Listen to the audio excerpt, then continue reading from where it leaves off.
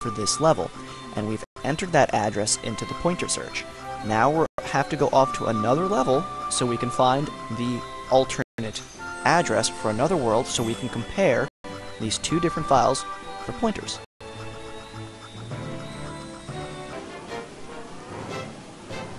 Alright, we're going to go and fly over to a separate world because, like I said, when it comes to object-oriented languages, things don't always go into memory the exact same time twice.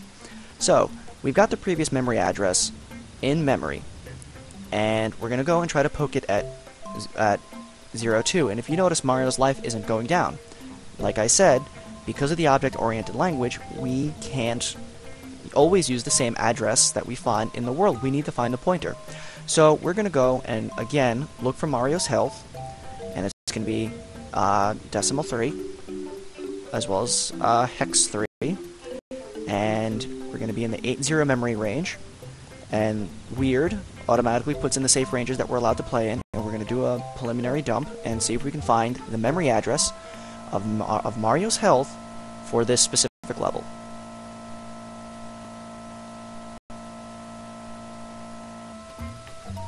Alright, well that narrows it down to about 7,296 possible values, so I'm going to go get Hurt. Come on.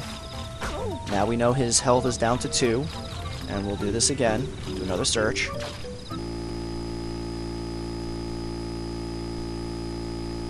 Alright, so we're down to 3 values, so I'm going to assume that this last value here is going to be it, because that's how it was the last time. I'm just going to make an assumption.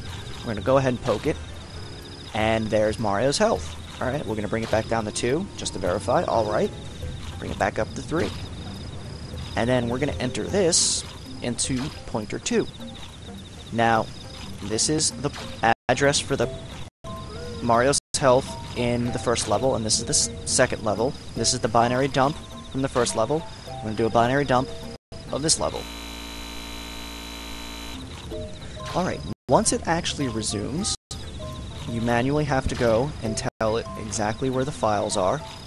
It's a little glitch that's in the weird interface that'll hopefully be fixed sometime soon. And then hit your search button. And what it's going to do is it's going to manually compare both of these binary files as well as the addresses that you specified to actually look for possible pointers as well as their offsets. So we've got a couple of results and a couple of best results.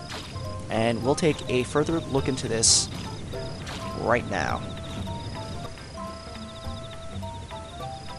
Alright, I just moved Mario over to a nice safe spot so he can't get hurt and nothing else in the variables can change. And I've already done some poking around previously, and we're going to go ahead and look at this 806B7B40 pointer address. And we're going to copy this. And notice how it has this plus 380. That's telling us the offset. So it's telling us that within this memory address, and this pointer and offset should contain Mario's health. So we're going to go to that memory address. This memory address is leading us to another memory address. So this is the pointer. And this is where the pointer is leading to. And the pointer is leading us to 810B2ED0. So we're going to copy this down, and we're going to load up calculator. Good old calculator.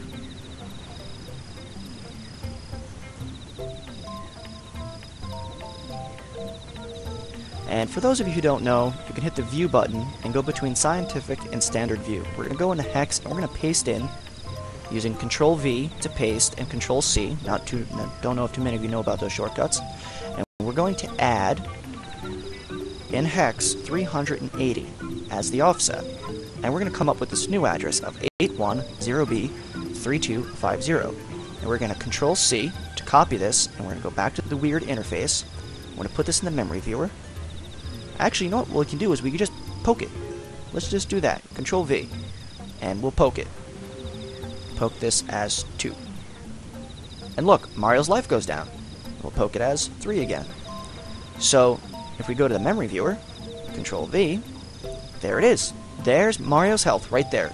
So now we know that the pointer for Mario's health is 806B7B40 plus 380. So we're going to go to the GCT codes, and we're going to make a new code called health. And we're going to go ahead and look at the USBGecko code list at 4H, which is the load into pointer, which means we want to load the pointer address, and then the next code will manipulate the actual address. So, I've already got the code created on the sidelines. So 4.8, and then you fill the rest of it up with zeros, says we want to use the pointer address 80, 6B, 7B, 40 as the primary pointer address. Awesome. And then we want to use the 14 prefix code, which says to use the pointer offset, PO meaning pointer offset, and BA meaning base address. So we're going to use 14 as the prefix, and 380 as the offset, because the pointer search is telling us to use 380 as the offset. So I've already created this code. We're going to copy it, and we are going to paste it, like so. Now, there's one more code that you have to do. Usually when you're doing pointers and offsets, you have to reset it. And if you read the documentation, it says to use the following code, E0, and then pad the rest of it with zeros, as well as 8000, 8000. And this is going to reset whatever pointers when the code is done executing. So I'm going to go ahead and we're going to leave this world, and we're going to verify that that this is the actual pointer we're looking at, and then make sure that this code is going to work.